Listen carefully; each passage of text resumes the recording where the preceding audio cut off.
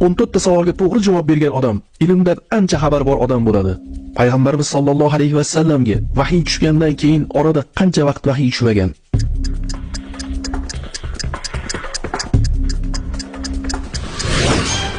Erkaklar ichida birinchi bo'lib islom dinini kim qabul qilgan?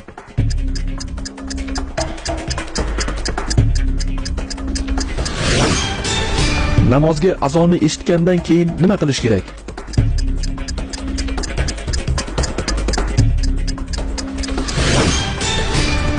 Abu Bakr Siddiq roziyallohu anhu sabab jannat bashorati berilgan sahobalarning nechtasi islomga kiradi?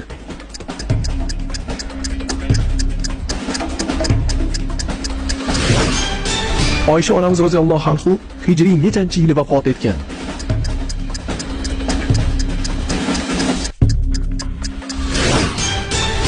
Namozdan keyin subhanalloh, alhamdulillah, Allohu akbar necha martadan aytish kerak?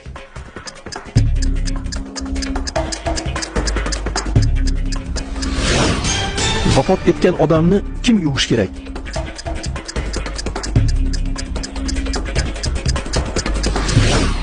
Islom diniga yashirin da'vat qilishlik necha yil bo'lgan?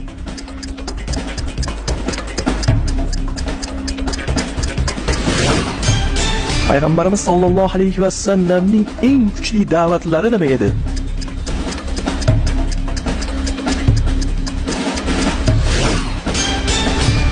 O'lik tug'ilgan bolaga janoza o'qiladimi yoki o'qilmaydimi?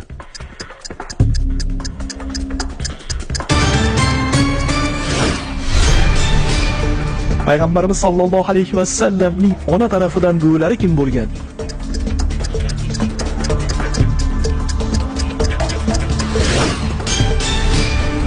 Torik surasi necha oyatdan iborat?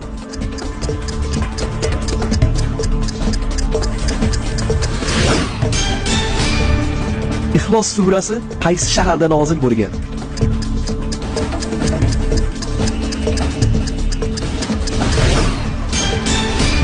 Masad surasining yana bir nomini bilasizmi?